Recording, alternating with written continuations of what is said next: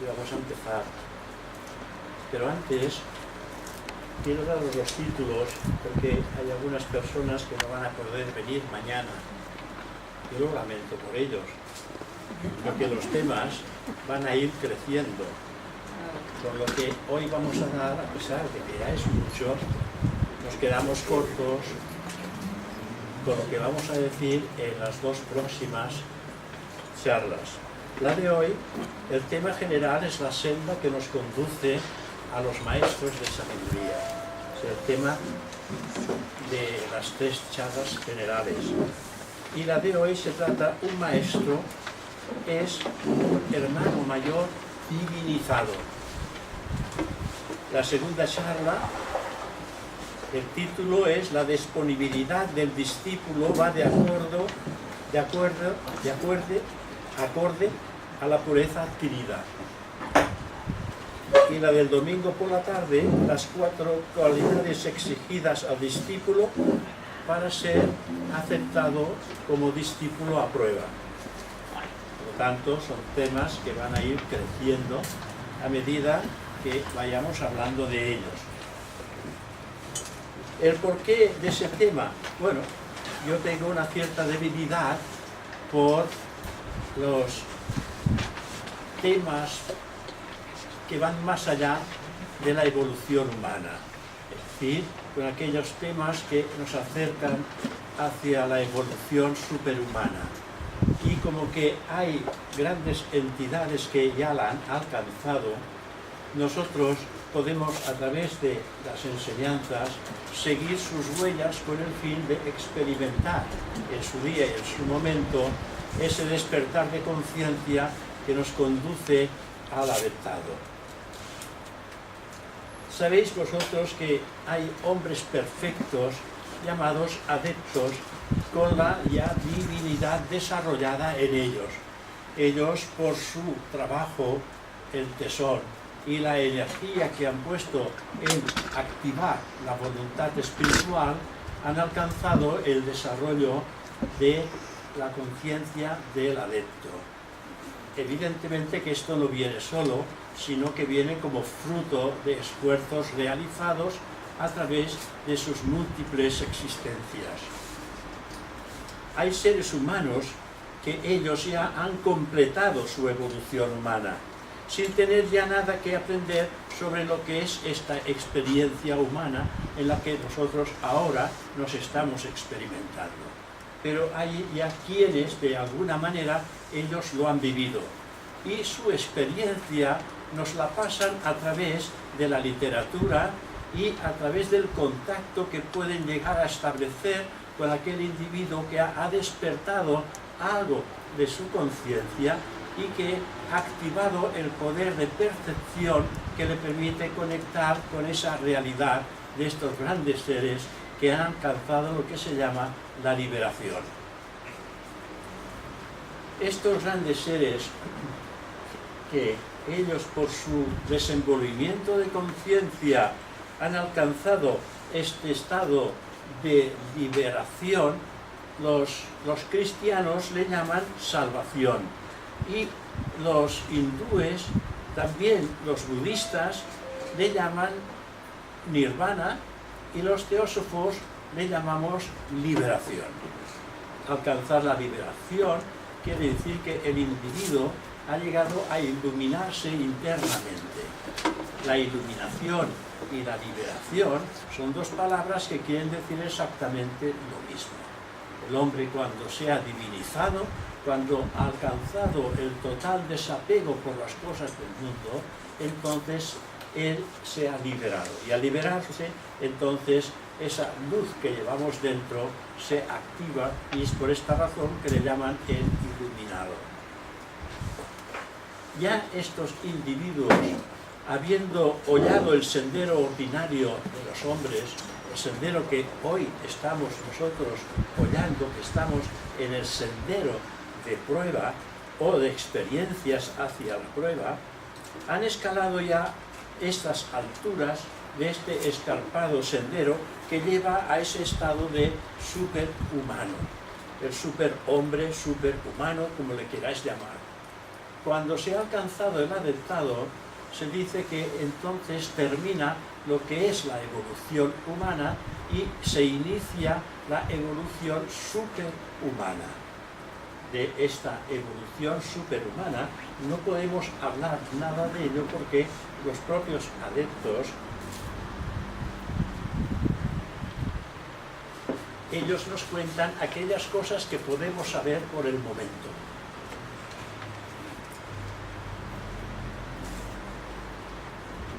Estos grandes seres, estos adeptos, maestros de sabiduría, han hollado la senda antes que nosotros y nosotros tenemos que recorrerla todavía.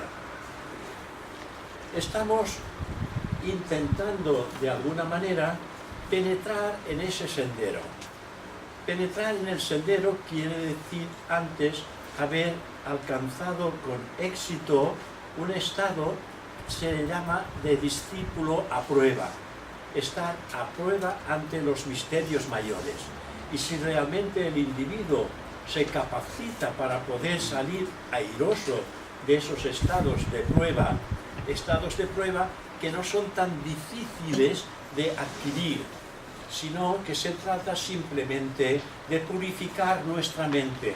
Y digo simplemente porque no son grandes cosas, pero el trabajo de purificar la mente es algo grandioso y tremendo. Porque purificando la mente llegamos a purificar precisamente nuestros vehículos mental, emocional y físico. No podemos pensar de purificarlos físicamente porque físicamente no lograremos nada. Solamente podemos lograr purificar nuestra conciencia humana y divina cuando nuestra mente responde a esa aspiración más que deseo, la aspiración de convertirnos en personas de bien.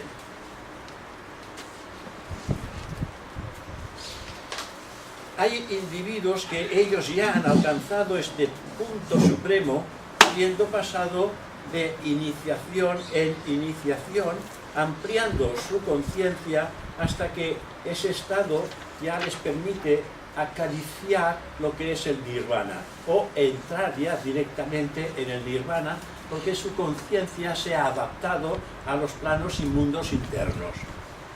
Hoy por hoy nosotros estamos todavía muy lejos, pero estamos iniciando nuestros pasos hacia el sendero.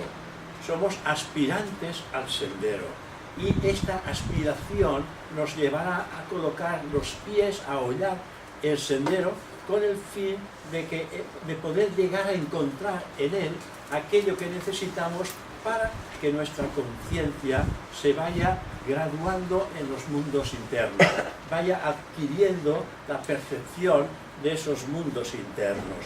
El adeptado implica una expansión gradual de la conciencia.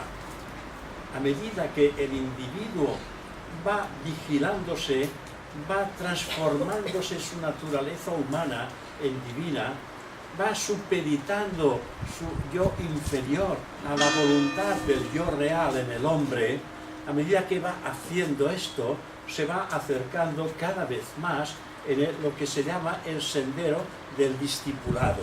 Pero para entrar en el sendero del discipulado, como antes hemos dicho, tiene que salir airoso de las pruebas kármicas que la vida le va a ir presentando con el fin de que él active el potencial inherente que existe en sí mismo y que supere el poder del yo personal.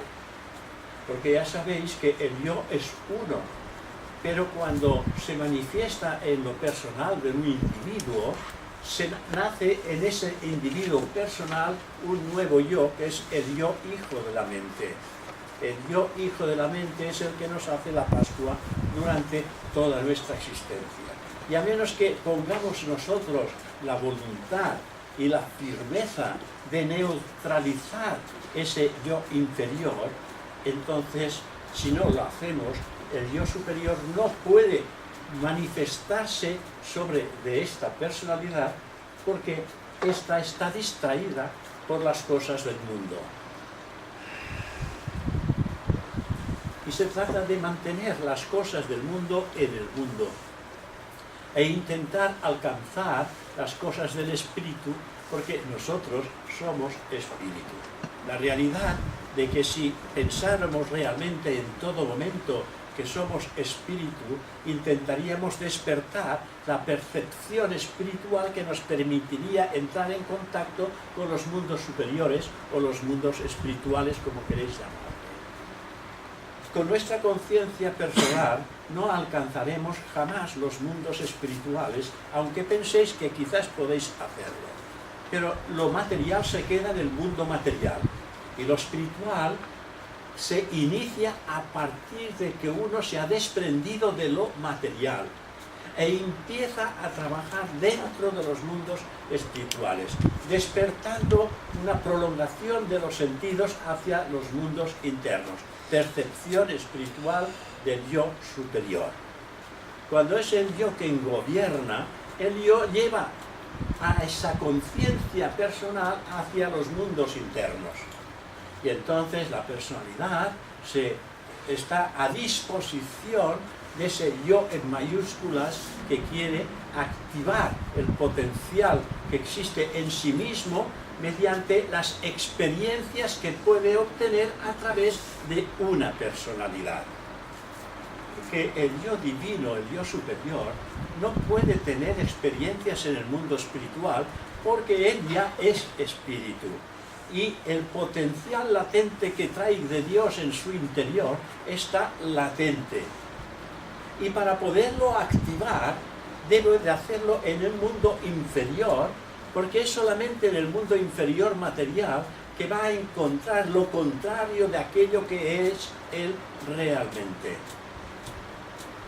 El hombre divino es espiritual y el poder de Dios se halla latente, y para activarlo tiene que tener experiencias en el mundo material, que es donde tiene vehículos que corresponden a la materia de los mundos en los que ha encarnado: físico, astral y mental.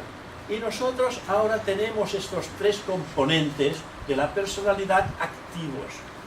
Y si no lo aprovechamos, estamos desperdiciando la vida del yo que se ha encarnado en esa personalidad que somos cada uno de nosotros. Y si queremos aprovechar el tiempo, hemos de intentar bucear en lo más profundo de nuestro corazón y escuchar la voz de Dios, que es nuestra propia voz. Porque la voz de Dios es nuestra propia voz, porque somos un fragmento divino de Dios. No aquí fuera, sino dentro. Aquí fuera se manifiesta el alma que ha reencarnado y que ha despertado un yo personal. El yo personal va a desaparecer en cuanto este cuerpo desaparezca. Y va a reaparecer en la próxima encarnación porque hace parte de nuestro propio carácter. No penséis que cuando morimos el yo inferior, el yo personal, ya desaparece. Está presente porque está en nuestro carácter. Y lo único que heredamos en cada encarnación es nuestro carácter. El carácter es lo que heredamos de nosotros mismos. No lo heredamos ni de nuestros padres, ni de nuestros hermanos, ni de persona alguna. El carácter lo hemos cultivado, lo hemos realizado durante cientos de vidas, y esto es lo que traemos con nosotros. Es por esta razón que cada uno en nuestra familia tenemos un carácter distinto. Si lo heredábamos de nuestros propios padres, todos tendríamos el mismo carácter familiar. Pero como heredamos el carácter de lo que hemos desarrollado en la vida anterior y de las anteriores vidas hasta el momento actual, hemos nosotros configurado nuestro propio carácter. Y ahora se trata, según nuestra enseñanza, de transformar el carácter, de purificar el carácter. Como sabéis, en la escalera de oro hacia el final nos dice: y vista siempre fija al desarrollo y perfección humanas según lo describe la ciencia secreta. Y estos son pasos que el estudiante debe de ir dando para llegar a neutralizar el poder de la mente inferior, que tiene un poder extraordinario dentro del mundo de la materia. pero que no tiene ni un solo, ni un gramo de poder dentro de los mundos espirituales. El yo divino se rige por la divinidad y el espíritu, y el yo inferior se rige por las cosas mundanas, por las cosas materiales, por los egoísmos que podemos ir desarrollando, por los deseos que se van acumulando en nuestra personalidad, que hace que perdamos la dirección de nuestra trayectoria hacia los mundos internos. La luz una, la luz eterna, existe en todos nosotros, no solamente en ciertos individuos, sino también en todos nosotros. Pero el adepto que ha alcanzado la liberación, él ha clarificado su cristal y ha aprendido a manifestar esa luz. Es decir, él ha aprendido a manifestar lo que está dentro, empieza a hacerlo surgir hacia afuera en beneficio de la totalidad. Ha aprendido ya todas las lecciones de la humanidad, porque ha pasado por todas las experiencias que ésta le puede ofrecer para despertar el potencial latente que traemos cada uno de nosotros consigo. Y lo traemos desde el momento en que nacemos, desde el momento en que venimos, quiere decir que hay cosas a cambiar, hay cosas a transformar. No todo lo que existe en nosotros está perfecto. Hemos de perfeccionar nuestra comprensión hacia los demás, hemos de perfeccionar nuestra mente, nuestros sentidos tienen que estar perfectamente disciplinados por la voluntad espiritual de Atman. Y eso es algo que hemos de ir despertando paulatinamente a medida que vamos avanzando dentro de ese sendero. Esa expansión gradual de conciencia incorporada en cada una de las formas tienen que ser constantemente mejoradas, y en su ápice, en la cima, en la montaña, en el punto más alto, se halla el adepto personificando ya él en sí mismo la ética, el desarrollo moral y espiritual posibles al hombre. Él ya está trabajando en ese sentido y él sí tiene ya conciencia de todos aquellos individuos que se están esforzando aún sin saber realmente a dónde les conduce ese esfuerzo que estamos todos nosotros realizando. No sabemos nada de la realidad. Hoy conocemos todos los efectos manifestados que surgen de la divinidad. Lo manifestado es un efecto, es algo que aparece y que desaparece. Por lo tanto, aquello que nace y muere, que tiene principio y que tiene fin, no es la realidad en el hombre. La realidad del hombre es aquello que siempre es. Es aquello que siempre está en uno mismo y que uno es consciente de la realidad. Cuando nosotros nos fijamos en el mundo externo, solamente vemos el fenómeno de cualquier cosa que está ocurriendo externamente. El fenómeno de la tormenta, que aparece y desaparece, el fenómeno del crecimiento de las formas tales como pueden ser el mundo vegetal, que crece, se transforma y finalmente desaparece, como puede ser la vida del ser humano, que tiene principio y tiene fin, por lo tanto no deja de ser un aspecto fenoménico de la naturaleza. Y de eso es lo que uno tiene que ir pensando. Nuestra forma física, mental y emocional corresponde a la evolución que hemos adquirido en vidas anteriores. Es por esta razón que la naturaleza nos ofrece el cuerpo mental, emocional y físico que nos merecemos por el desarrollo adquirido a través de las edades. Y esto es lo que configura nuestro propio carácter, que es de lo que hemos ido hablando siempre. La transformación del carácter es indispensable si queremos hollar el sendero. No podemos hollar el sendero con defectos en nuestra naturaleza, una falta de ética, una falta de comprensión, una falta de visión hacia el servicio de los demás, una falta de cooperación. Si esto no está ya inmerso en nuestro carácter, es inútil que hagamos grandes esfuerzos. No quiere decir que hayamos perdido todas las conexiones que podamos tener nosotros en el mundo exterior. Como tengo un poco de diabetes, tengo que ir suavizando la lengua porque si no se me traba.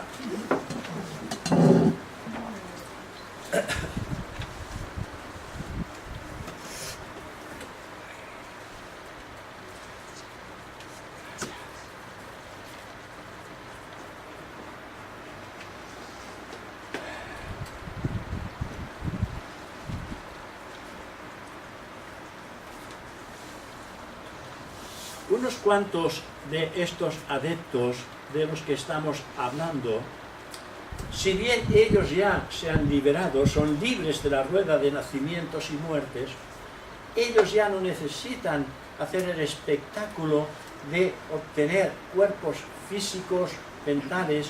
Ellos ya han trascendido la evolución humana, por lo tanto se han liberado totalmente del karma, que es lo que hace que las almas puedan o tengan que reencarnar.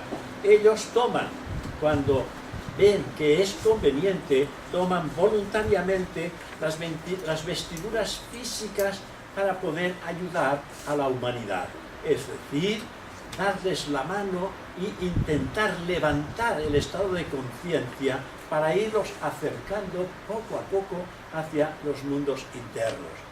A estos divinos seres que ellos por méritos propios ellos han alcanzado el estado de Nirmanakaya y ellos renuncian a la felicidad de la cual se han hecho merecedores por méritos propios, renuncian a esa felicidad porque se dicen a sí mismos que ellos no pueden ser felices si la humanidad entera no experimentan la felicidad, porque ellos se sienten imbuidos dentro de la humanidad entera.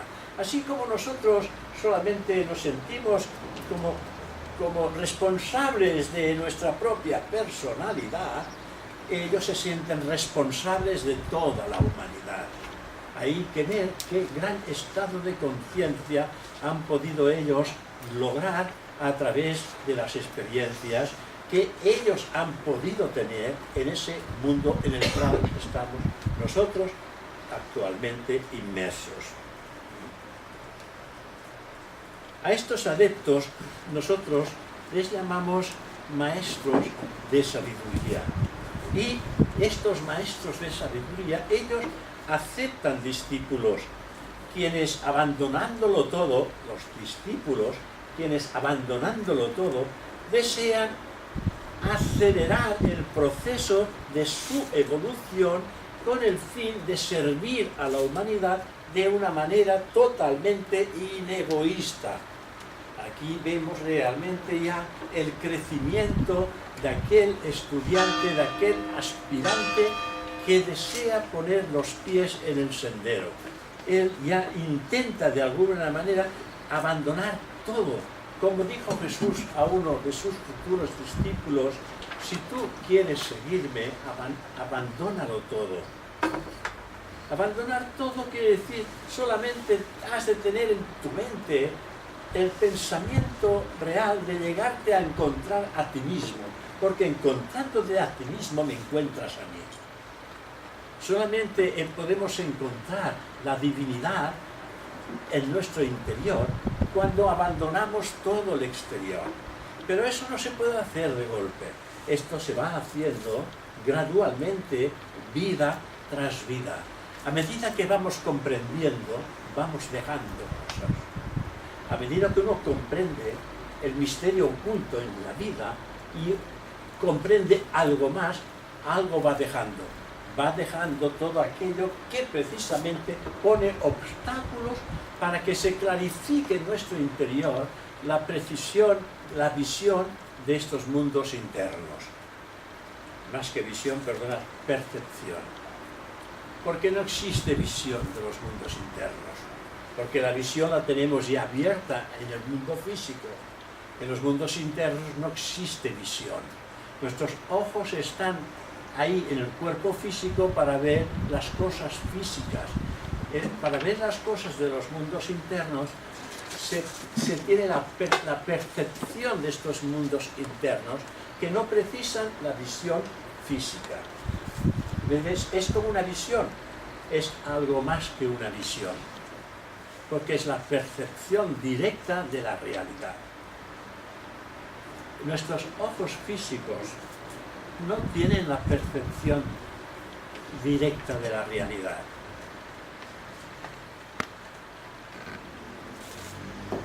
Tienen la percepción de lo que es irreal. Si queréis hacer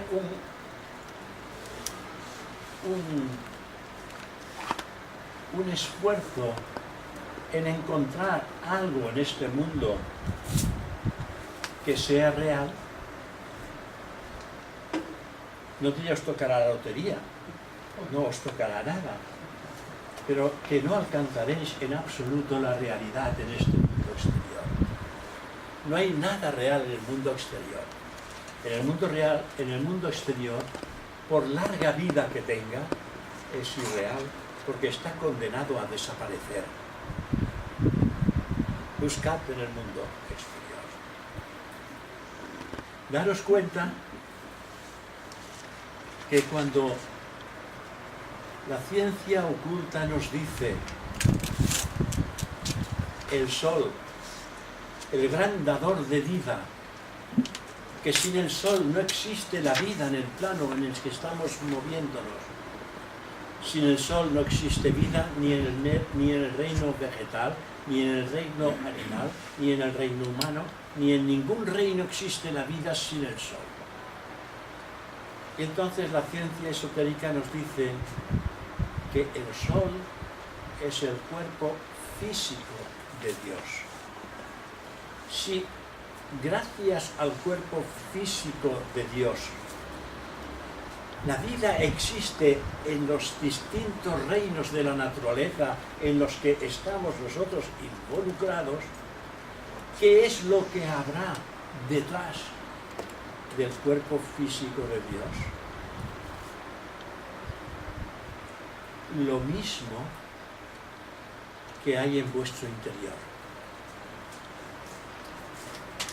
Pero evidentemente que en el momento que conectemos y realicemos nuestro yo divino, seamos conscientes de ello, entonces encontraremos la chispa, la gota de la realidad una. Y si es la chispa, es la gota de la realidad una, en esencia está todo el contenido de la totalidad.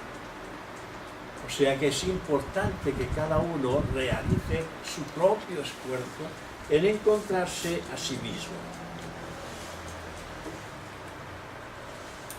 Un maestro es un hombre divinizado, un hermano mayor que comparte nuestra propia humanidad, pero superior a nosotros en grandeza y en evolución. Y nos dice la enseñanza teosófica que un adepto es exactamente igual a nosotros mientras no ejerce el poder del adepto. Porque el poder del adepto surge en cuanto él ve la necesidad de hacer algo en el bien de la totalidad, en el bien común, en el bien de algo que puede mejorar o cambiar el estado de conciencia, por ejemplo, de su o sus discípulos. Y entonces cuando él utiliza el poder, se convierte en el adepto. Pero mientras no lo utiliza, es un hombre y mujer que está encarnado. Pero realmente su trascendencia en cuanto a duración de estos cuerpos, hay un abismo entre el cuerpo de un adepto en cuanto a duración a el nuestro. Nuestro cuerpo físico pues tiene aproximadamente, tirando lejos, la duración de 100 años. Tirando lejos. El de un adepto puede durar siglos y siglos. ¿Por qué? No siempre está dentro del cuerpo físico. El adepto está trabajando en los mundos internos y mientras trabaja en los mundos internos no está en el cuerpo físico. Y vosotros diréis, ¿y dónde está el cuerpo físico? Él lo sabe, no nos lo dirá.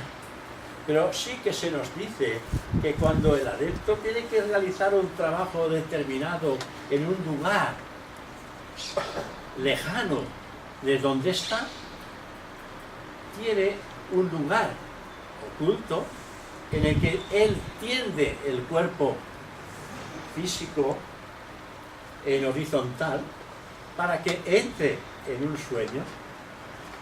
Él sale de ese cuerpo y realiza los trabajos que tiene que realizar fuera y en cualquier lugar del mundo sin necesidad de que ese cuerpo físico lo acompañe.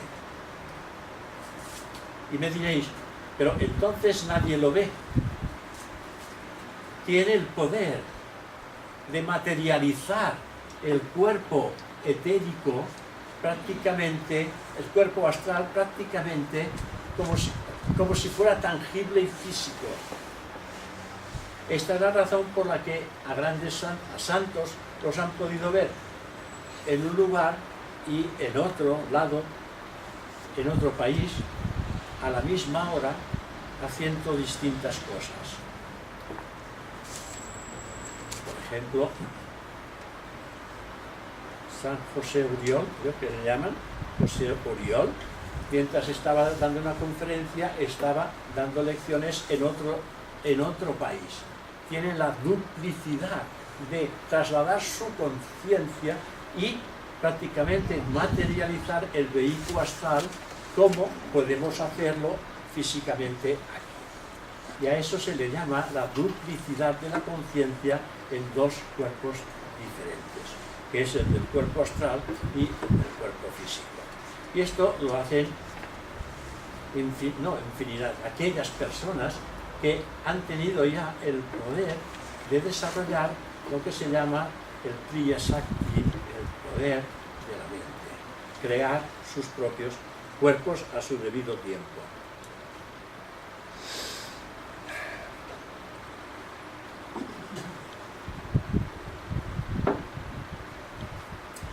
Hay maestros que ellos ya no utilizan cuerpos humanos, que ellos solamente utilizan cuerpos espirituales y han dejado ya también ellos ya el contacto con la tierra, en tanto que otros permanecen aún en este nivel en contacto con los seres humanos, pero se ocupan de otras líneas también de servicio al mundo.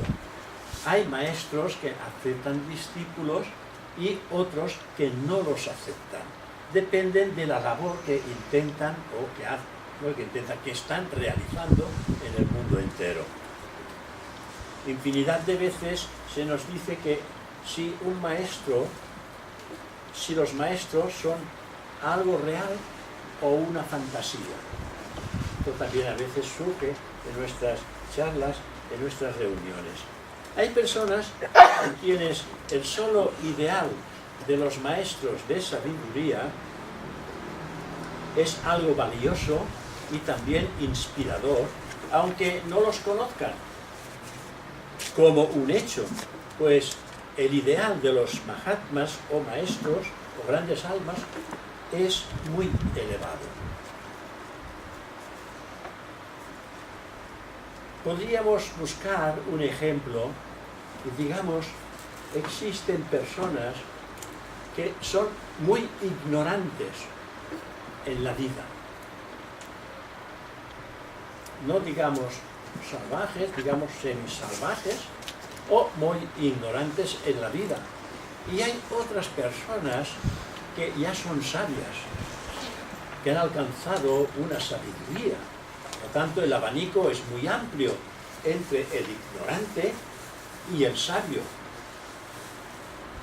Pero el ignorante no puede pasar a ser sabio de la noche a la mañana, sino tiene que ir ascendiendo gradualmente, vida tras vida, adquiriendo una mayor lucidez, una mayor conciencia, una mayor inteligencia que se vaya transformando en sabiduría. Porque la inteligencia es la que ayuda a que la sabiduría pueda manifestarse en el hombre. Porque la sabiduría no se vende ni se compra, ni la podemos encontrar en ninguna parte. Porque la sabiduría está en nuestro interior. Esta es la razón por la cual los grandes filósofos, ellos decían que la sabiduría no es una moneda de cambio. La sabiduría no es moneda de cambio. Así como el conocimiento sí que es moneda de cambio. El conocimiento se puede transmitir de una persona a otra, o bien se puede adquirir a través de un libro, o se puede adquirir a través de la propia vida el conocimiento.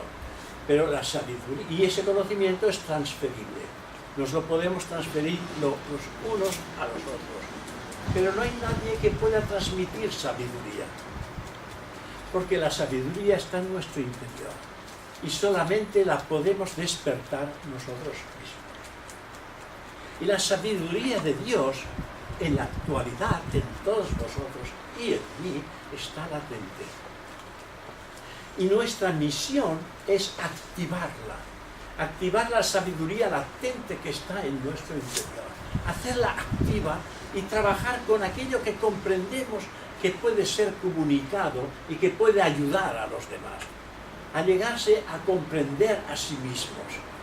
Porque si el conocimiento que adquirimos no lo transmitimos, entonces es como agua estancada, es como algo que está estancado en nosotros. Y hemos de hacer como el río, hemos de que este conocimiento corra y salga de nosotros en una tendencia de sabiduría que se comunica hacia los demás. Y entonces ese río va creciendo a medida que se junta con otros ríos y finalmente entran en cascada directamente al gran océano que es el mar.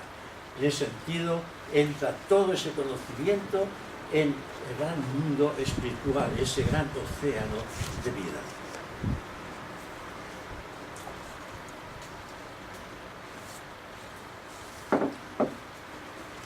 Admitiendo, pues, la existencia de los maestros como una teoría, es una teoría probable, ¿por qué no? Yo no he conocido en mi vida un maestro de sabiduría. Pero no es para mí una teoría probable, sino que es una teoría real. Para mí es una teoría real, porque considero que no pueden haber, que tienen que haber hombres sabios en la vida, alguien que han alcanzado esta sabiduría, que han transformado su naturaleza humana en divina. Y esto es algo que nosotros mismos podemos observar en la naturaleza. Existen personas mejor preparadas y otras que no lo están tanto. Por lo tanto, hay una diferencia, y esta diferencia es la diferencia de crecimiento y de desenvolvimiento de conciencia. Así que, si admitimos esa teoría probable dentro de la evolución natural, entonces la encarnación es un hecho que nos hace comprender de que tienen que existir o deben existir tales hombres en alguna parte del planeta. Claro que nunca los hemos visto, claro que nadie de los que yo conozco o he conocido, ellos han tenido la experiencia de conocer a un maestro de sabiduría. Y eso tiene una razón. La razón, que el viento se me lo lleva todo. La razón es que nosotros, a ver cómo lo voy a decir, no nos hemos todavía llegado a conocer.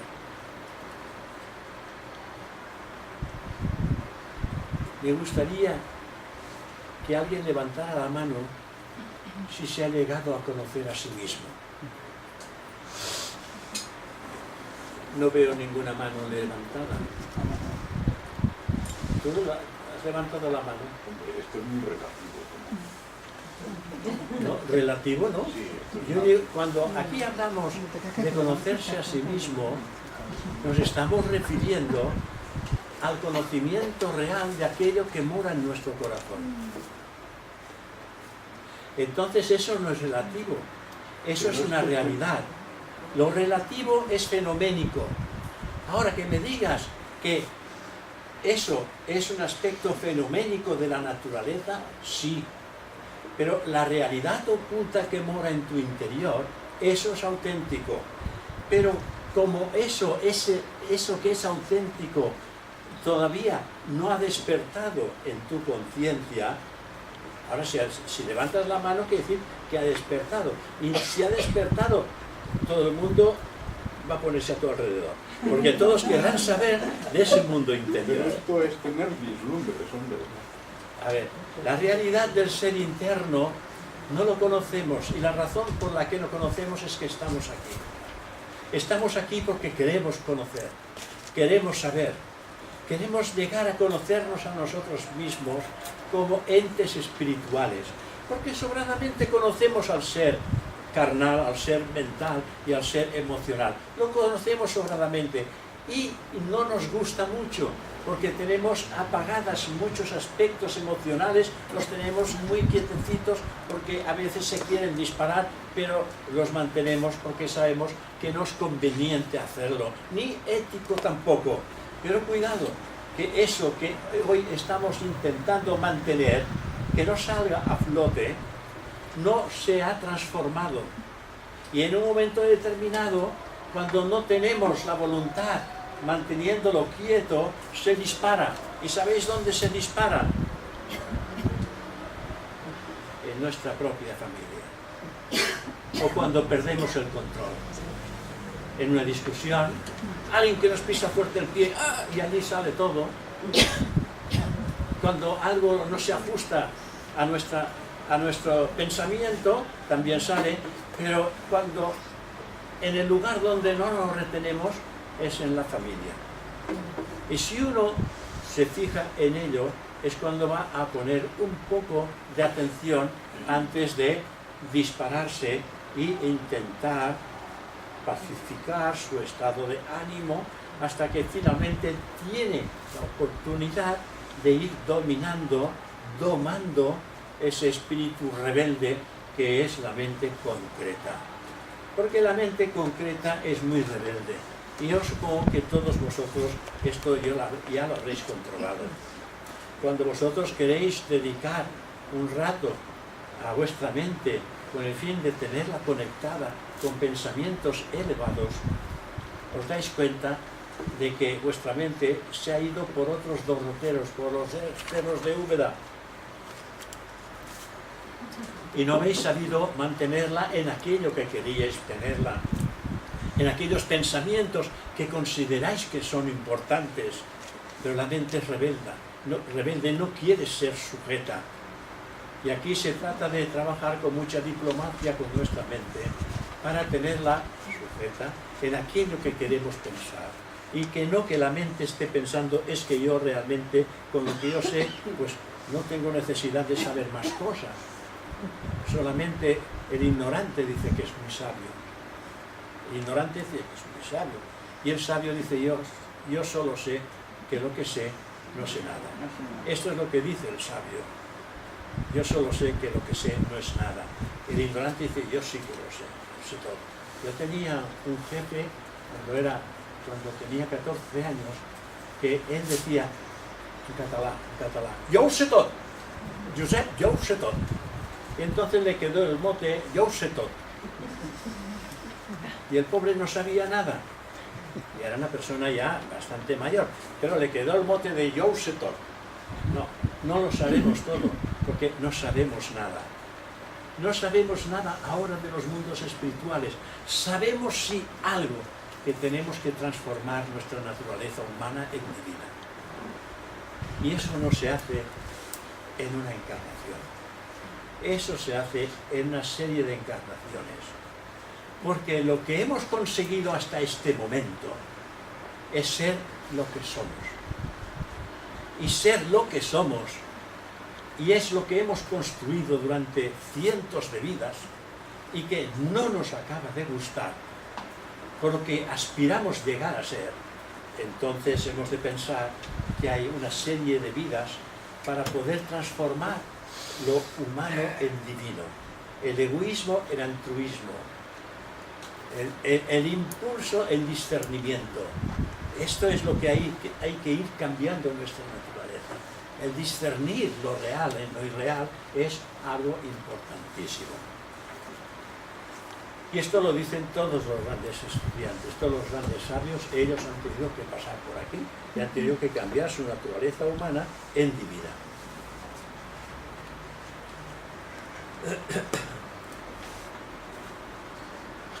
También al mirar nosotros retrospectivamente encontramos trazas de poderosas civilizaciones, lo que demuestra que debieron ya en aquella época existir hombres de un tipo más adelantado, capaces de fundarlas, más adelantados que nosotros, capaces de fundarlas. Civilizaciones anteriores a las nuestras y con los conocimientos que en la actualidad, a pesar de los avances que hemos tenido en ciencia y también en filosofía, etcétera, aún no hemos alcanzado el desenvolvimiento del poder que tenían en esas otras civilizaciones ya pasadas. Se tiene también el testimonio de primera mano que existen ya también en la India y en otras partes muchos hombres que ellos dicen que tienen conocimiento personal de los Mahatmas, de los maestros, que entrenan ellos a sus discípulos en el más elevado sendero del Raja Yoga o yoga real. Y en esos sí que tenemos nosotros conciencia de que esto es así, porque miembros de la Sociedad Teosófica de la Vieja Guardia, de principios, a finales del siglo XVIII, habían personas que tenían contacto directo con maestros de sabiduría. Y ellos nos han explicado a través de la literatura esos contactos que tenían con los maestros de sabiduría. Y también tenemos las cartas de los Mahatmas, lo tenemos por aquí, que ellos mandaban cartas precipitadas, hoy yo he oído hablar de ellas, cartas precipitadas al Asignet, un miembro de la Sociedad Teosófica que llevaba un diario en la India, estaba en la India y llevaba un diario. Y él fue coleccionando estas cartas de los Mahatmas y a su debido tiempo pues se publicó un libro. El maestro dijo que no se publiquen estas cartas, pero finalmente cuando él murió dejó estas cartas a un sobrino suyo y este sobrino pues dio la autorización de que puedan ser publicadas y las tenemos publicadas aquí, que se llaman las cartas de los Mahatmas. Estas cartas, si os las leéis, veréis realmente una sabiduría dentro de ella que es imposible encontrarla en una persona normal como nosotros. Una sabiduría que es extraordinaria, fuera de serie, fuera de lo común. Este yoga que ellos enseñan a través de esta literatura es el yoga que entrena precisamente la mente en vez del cuerpo y cuya técnica es la concentración de la mente, la meditación y el desarrollo de las más altas facultades. O sea que veis que realmente el conocimiento que podemos encontrar en estas cartas pueden ayudar enormemente al desenvolvimiento de la conciencia. Ahora, en el mes de agosto, en la escuela de verano, el título de lo que será la escuela de verano es la meditación. Parece que se llama la meditación. Sí. Ahí se va a desarrollar el principio de la meditación a través de sus 3 fases como es natural. Y ahí veréis, a través del orador, que presentará las grandes dificultades que tenemos los seres humanos para llegar a concentrar nuestra mente. Y solamente para daros cuenta de lo que es la concentración de la mente, concentrar la mente quiere decir concentrarla en aquello que queréis pensar, ¿no? Pensar en algo en lo que queréis profundizar. Veréis cómo vuestra mente, cuando queráis llevarla por el terreno en lo que queréis trabajar, la mente se irá por otras cosas. Y no es posible meditar si no se alcanza una concentración profunda. La concentración es indispensable, porque si no, no se medita, se cavila en 1000 cosas al mismo tiempo. Se pasa de una cosa a otra. Por aquí me dice que no. Dice que no, pues. Bueno, te estoy viendo de la cabeza constantemente. Si dice que no, es que él tiene el poder de concentrarse en una sola cosa y llegar al final y obtener la auténtica respuesta de aquello que va a meditar.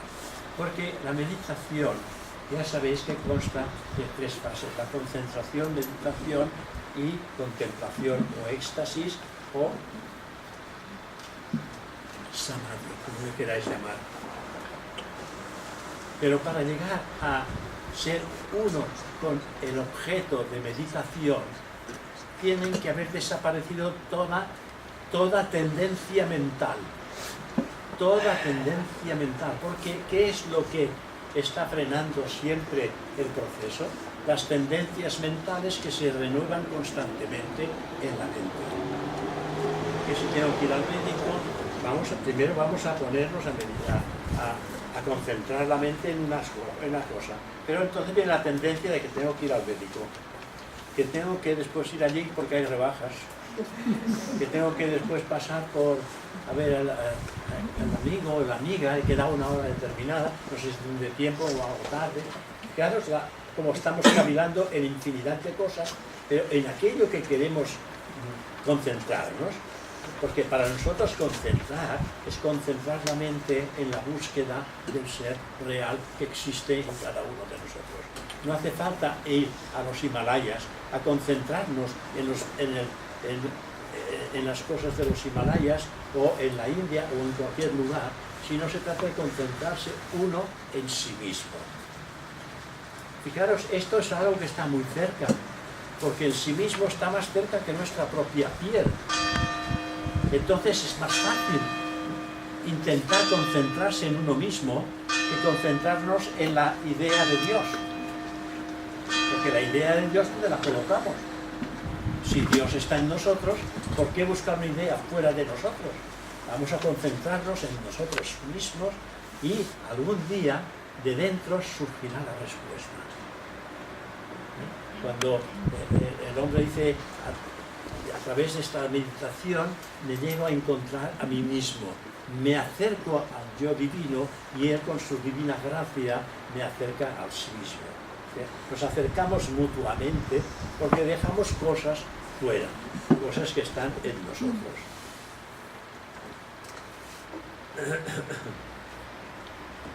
La doctrina secreta y la obra maestra de los poemas de prosa que se llama La voz del silencio de Madame Blavatsky fueron escritas por la señora Blavatsky y según ella misma declaró, Dice, fue precisamente con la ayuda de los maestros, y tales obras son en sí mismas el mejor testimonio de las fuentes de donde proceden. Si vosotros cogéis el librito de La Voz del Silencio, los aforismos, el librito pequeño, La Voz del Silencio, es que aquí está todo. Si uno percibe la realidad oculta que está ahí manifestada en La Voz del Silencio, es que vuestro desenvolvimiento se hará efectivo al instante, pero hay que vivirlo.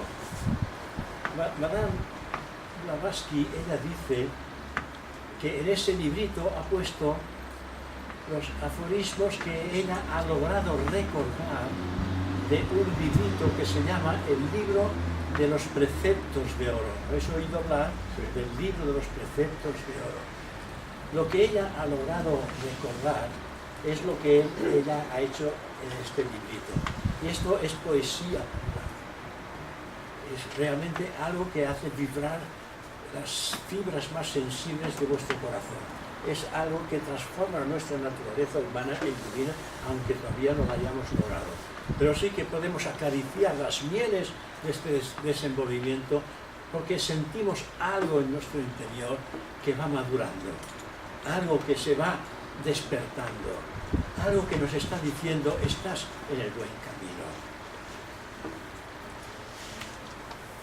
Pero si una persona necesita evidencia de primera mano, una demostración absoluta de su existencia, tendrá que pagar el precio, tendrá que tomarse la molestia de ser entrenado en esas nuevas disciplinas. Porque son disciplinas que todavía no hemos despertado. A través de estas disciplinas podemos perfectamente lograr el desenvolvimiento. ¿Acaso no logramos el desenvolvimiento en el mundo físico mediante las disciplinas que nos imponen cuando el entrenador nos dice tenéis que hacer eso para lograr una nueva marca, una mejor marca, le dice al atleta? Entonces tiene que esforzarse y hacer estas disciplinas. Las disciplinas del ser espiritual van hacia adentro, no van hacia afuera. Hacia afuera ya lo tenemos todo. ¿Por qué continuar trabajando? Se trata de lograr la felicidad hacia adentro, porque ya sabéis que la felicidad no es de este mundo. La felicidad está en los mundos internos. Aquí lo máximo que podemos lograr es una satisfacción, estar contentos de las cosas, de haber logrado y haber tenido éxito en ciertas cosas. Pero esto no es la felicidad. Ya sabéis, aquel individuo que lo ha alcanzado todo, que ha despertado su conciencia hacia la conquista de las cosas del mundo y tiene todo lo que un hombre en el mundo puede desear y más. Y dice, y no soy feliz. Dice, no he encontrado la felicidad. Me he esforzado en obtener todo lo que hay en el mundo. Y tiene de todo, pero está vacío por dentro. Ya sabéis que no se necesitan grandes cosas para obtener la felicidad. Y entonces él reflexiona profundamente, hace una gran parada y reflexiona en su vida todo lo que ha logrado hacer hasta este momento, buscando la felicidad y que no ha encontrado. Y se plantea hacer lo contrario. En vez de ir acumulando y tomar, empezar a dar. Y a medida que da, va sintiendo la felicidad. Porque ve la sonrisa del niño, la lágrima de agradecimiento de la madre. Y esto le da felicidad. Y a medida que empieza a dar, empieza a sentir la felicidad. Y entonces ha comprendido que la felicidad no está en tomar, sino en dar. Y a medida que das, recibes. Esta es la felicidad que obtiene el estudiante cuando se toma en serio las enseñanzas. Y las enseñanzas, cuando se toman en serio, él solamente aspira a una sola y única cosa. Y a eso que aspira es el conocimiento de su propia realidad. que este es el gran secreto de la ciencia oculta.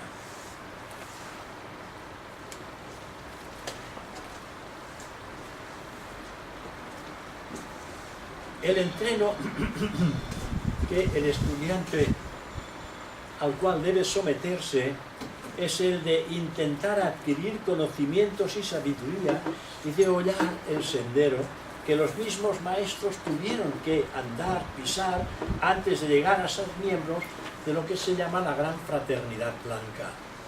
Ellos también tuvieron que esforzarse para poder hollar el sendero antes de entrar en contacto directo con lo que es la Gran Fraternidad Blanca.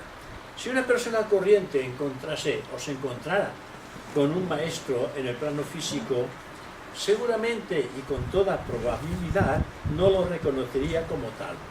Sin duda sabría que está en presencia de alguien del cual poder adivinar que se encuentra ante un individuo que ha despertado un estado de conciencia glorioso, pero que no sabe realmente a qué pertenece. Pero la ciencia oculta nos dice también, y esto es interesante, que si queremos convertirnos en un santo,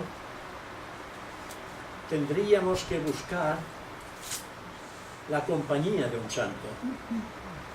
Si quieres convertirte a la santidad, busca por compañero un santo.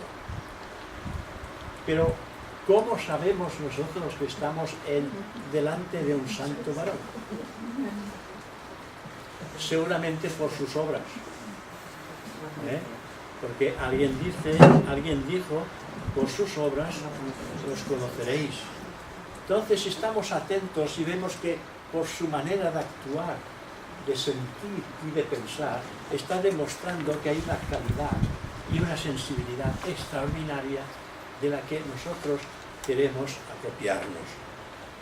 Y ahí, si estamos atentos, hay entre las personas en la humanidad, hay personas que han despertado esta conciencia. Hay discípulos aceptados de maestro que están trabajando en el mundo cumpliendo las sugerencias, y no digo órdenes, sino digo sugerencias que el maestro deja caer ante el discípulo. Y cuando el discípulo está atento, una sugerencia para él es algo que debe de hacerse. Y es estar siempre con esta atención plena. En primer lugar, por su nobleza y dignidad, por la serenidad, benevolencia, que expresa esa paz interna, pero no habría peculiaridad externa alguna por la cual poder adivinar el hecho de encontrarse uno frente a un adepto. Solamente revelando lo divino que hay en nosotros es como podemos llegar a descubrir lo divino en los demás. Solamente despertando, revelando lo divino en nosotros, podemos descubrir lo divino en los demás. Por lo tanto, el hombre corriente, si no hubiera o no ha desarrollado aún la divinidad en sí mismo, es, por más impresionado que él estuviera o se haya quedado por la presencia física de un maestro, no reconocería en absoluto sus poderes. No podría reconocer sus ocultos poderes, por muy impresionado que hubiera podido quedarse. Para ello tiene que haber alcanzado un nivel profundo, un nivel interno que inevitablemente pueda atraer la atención precisamente de ese maestro de sabiduría. Y ocurre que nuestros pasos, los pasos que vamos dando nosotros en la actualidad, generalmente son inspirados por alguno de sus discípulos. Los discípulos son aquellos que han logrado conectar con su propia realidad.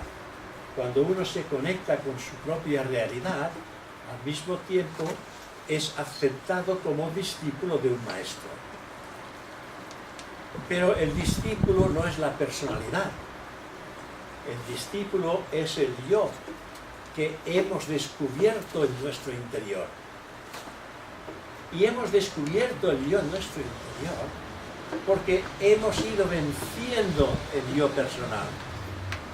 Como nos hemos dedicado a estimular las cualidades divinas, a transformar el carácter, a purificarlo, automáticamente, de una manera automática, y valga la redundancia, hemos ido desprendiéndonos de aquellos sentidos que tenían agobiada nuestra conciencia. Nos hemos ido desprendiendo de ello y esto ha dejado de ser obstáculo, por lo tanto nos hemos ido acercando, el alma se ha ido acercando a la conciencia de donde surgió antes de encarnar. Este individuo ha entrado en contacto con su propia realidad, que es el fragmento de un fragmento cuyo fragmento está en Dios. Esta es un poco la realidad, para que nos demos cuenta que aún estamos lejos de encontrar respuestas auténticas. Las respuestas auténticas no son transferibles. Nadie nos las puede dar, porque todas las respuestas están en nuestro interior. Y si las queremos obtener, hemos de viajar hacia adentro. Viajar hacia adentro no cuesta ningún dinero, solamente esfuerzo y dejar cosas. Esfuerzo de mantener la mente concentrada hacia el interior. Y a medida que esto se va realizando, hay una transformación. Y esa transformación nos va acercando cada vez más a nosotros mismos. Y aquella frase tan conocida que todos conocéis, hombre, conócete a ti mismo, conocerás a los dioses y al universo entero. Porque solamente conociéndonos a nosotros mismos nos damos cuenta que el universo está en nosotros y nosotros en el universo. Y conoceréis a los dioses porque realmente somos dioses.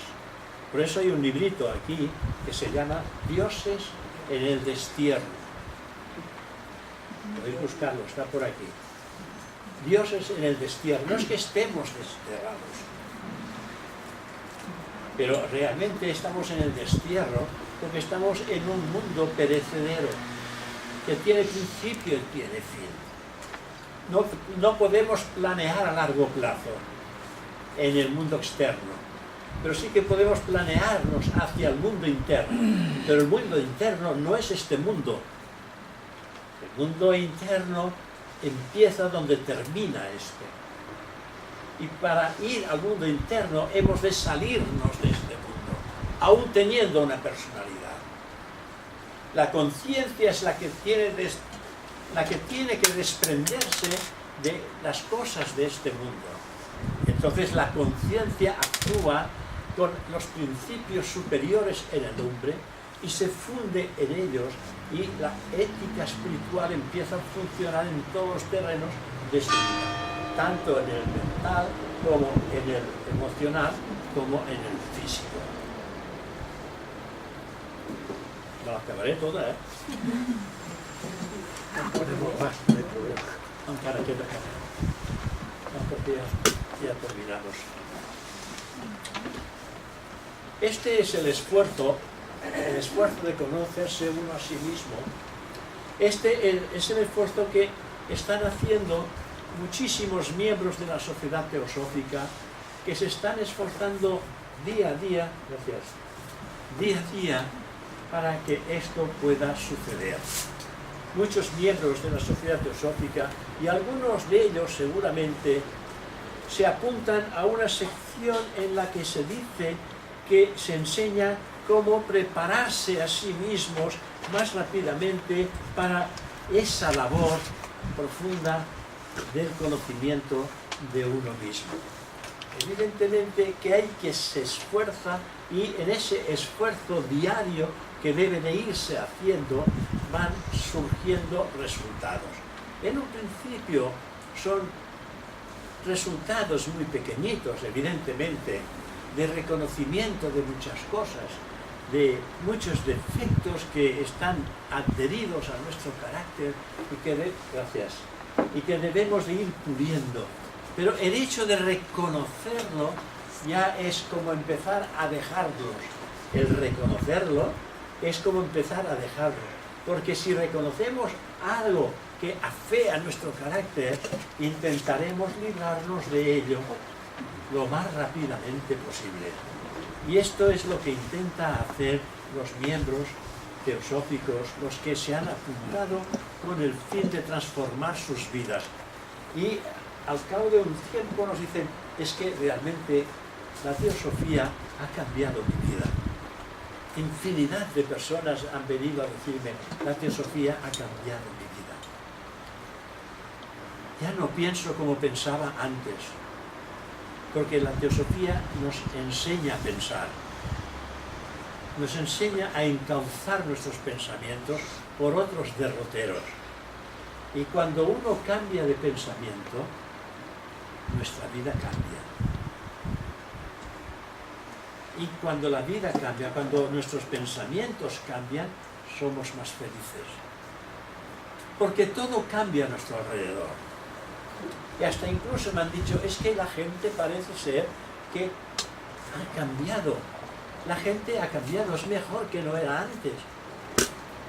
No se ha dado cuenta que la gente sigue siendo como era, pero que algo ha cambiado en su conciencia. Todos vamos cambiando a medida que vamos profundizando en esta enseñanza. Nadie cambia, nadie cambia nada en nosotros. Somos nosotros que vamos cambiando a medida que nos vamos experimentando dentro de estas enseñanzas. Pero experimentándonos de una manera seria. No con un fin determinado de alcanzar un desenvolvimiento, sino con el fin de llegarnos a convertir en aquello que siempre hemos sido. Limpios, sanos por dentro, con una mente limpia y lozana y abierta, con un pensamiento alto y profundo y un corazón puro y sano. Y intentar alcanzar mediante estos peldaños un estado de conciencia cada vez más elevado. Parece ser, según decían algunos antiguos teósofos de la vieja guardia de hace aproximadamente 70 o 80 años atrás, que cuando una persona se interesa por la enseñanza teosófica, el maestro la mira. Porque algo ocurre en el interior del estudiante, aunque él no se dé cuenta, algo ocurre en el interior. ¿En qué interior? En su propia divinidad, en el ser profundo y real que aquello que él es. Porque el maestro se fija en aquello que él es y no en lo personal. Y algo ha cambiado en aquello que él es, que llamamos el sí mismo. Y entonces, generalmente,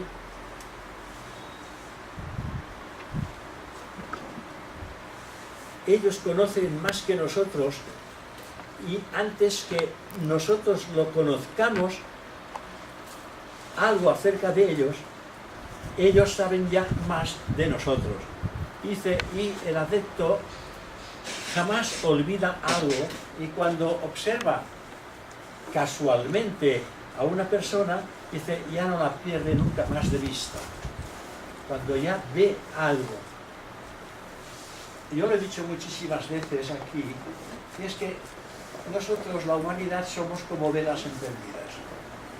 Algunos me han escuchado esto decirlo más de una ocasión. Los humanos, en los mundos internos, somos como una vela encendida.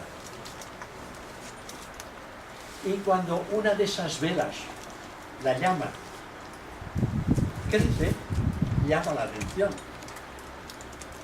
el maestro lo ve. Porque la llama que se enciende más no es lo de lo personal, es del ser divino que mora en nuestro interior. Y ese ser divino que mora en nuestro interior está creciendo, se está activando, y como que es una luz que brilla más que las otras, llama la atención. Y no solamente llama la atención de un maestro de sabiduría, sino que también llama la atención de un maestro del sendero de la izquierda. ¿Sabéis lo que es el sendero de la izquierda? Los que van en contra de la destrucción en vez de la evolución. Los magos negros que van en contra de la evolución de Dios. El plan de Dios es amor, justicia, evolución. Y los magos negros van en contra de la justicia, de la evolución y del amor. Van en contra de estas cosas.